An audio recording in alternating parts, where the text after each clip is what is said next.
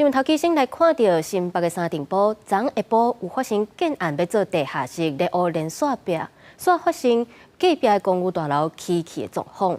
现场是赶紧甲26户44个人撤离。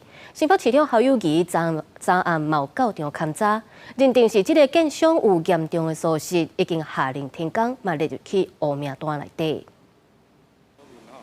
造成困扰，感到抱歉，向大家郑重鞠躬。今日会室的建商保证的负责到底，伫新北市三重埔这两栋大楼头前，除了壁面有壁损，建筑物也粗歪去，两栋愈来愈歪。物件一落落来啊，变桥的，反正两个就烧入掉呀。我是7点多的时候电铃来了以后，消防人员通知我们健保卡带着赶快下去。边大楼26户44个人全部紧急撤离。因为伫隔壁抗顶的新建案要去地面13层、地下3层的大楼，无想到讲挖地基时阵煞出状况。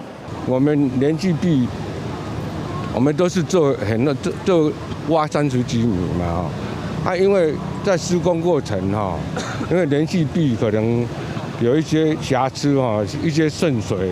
因为连锁壁破空，造成地下水甲沙石流失，即马现场继续对工地灌水，并行水位差，和大楼袂过流落去。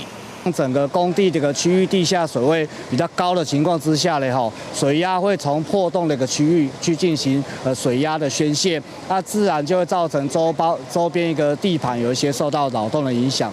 出包的建商是做尾仔起家，资本也只干那1500万，这个建案就是因接的第一案。新北市长侯友宜到现场视察，将这到户也来向市长陈情。侯友宜讲，专家评估过了，认为是挖的过程伤啰嗦，所以勒令建商停工，并且加重处罚。我们对这家建设公司立即给予勒令停工，尤其按照建筑法加重处罚，并同时列为黑名单，只要他所有的工地，我们一律严格稽查。欢迎你赶到大包细包，但接驳车来接。受影响的大户真无奈，讲这个来当先接受安置。土木技师初步判定，未过继续粗歪去，不过是毋是有法度将规栋大楼换好正，也我观察确认。记者综合报道。